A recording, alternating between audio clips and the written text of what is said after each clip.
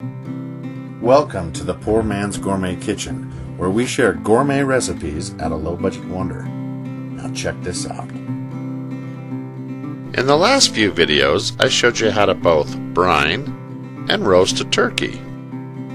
Now we're ready to make the gravy, but first, head on over to the Google Play Store and download my free app. It's the easiest way to get the full ingredients to every one of my recipes. And if you want more recipes for Thanksgiving, download my new ebook, Thanksgiving Side Dishes and Casseroles.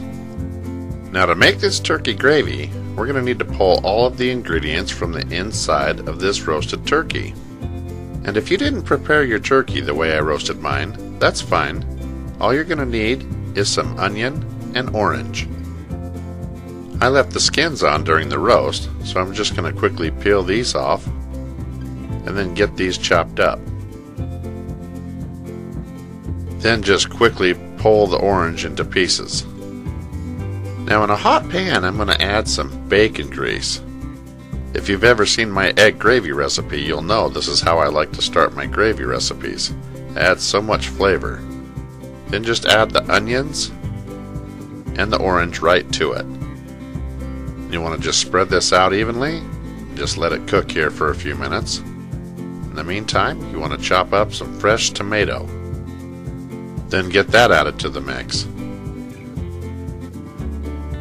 And once you work that tomato in pretty good, you're going to go ahead and drop in a sprig of fresh rosemary. And it only takes a little bit of heat for that to activate and start spreading its flavor. But I like to add a little bit of cider as well. Fresh slices of apple works well too.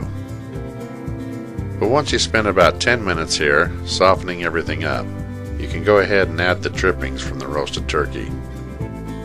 There's so much flavor in here, you just don't want to miss out on it. But I like to add a little bit of beer,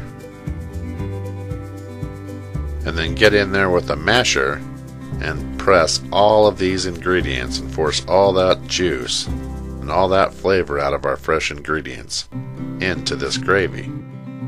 Then you want to simmer for about 10 minutes until it reduces like it has here.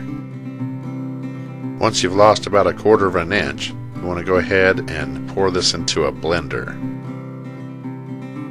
And this is really hot, so you need to be really careful.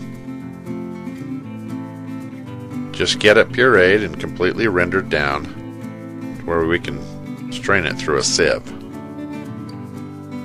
It's going to be really thick at first, so you're going to need to use a spatula and work it back and forth and press that through the screen until it separates into this paste. Once you've done that, here's what you're left with. You're going to go back to the stove and add it to that same hot pan. And the easiest way to thicken this up is to take a little bit of cornstarch with a little bit of water, run your finger through it till it's smooth, and then add it to the gravy. That'll ensure that you don't get any lumps as you stir it in. And once it's brought up to a light boil, I like to season it with some white pepper. You can use black too if you prefer. I just don't like to see the specks throughout the gravy. I like it one smooth, consistent color. And once it looks like this here on the back of my spoon, you're done. If you're new to my channel, don't forget to like and subscribe. And there you have it, turkey gravy right here in the Poor Man's Gourmet Kitchen. Thank you for watching, and be sure to stop by PoorMansGourmetKitchen.com for more recipes and exact ingredients.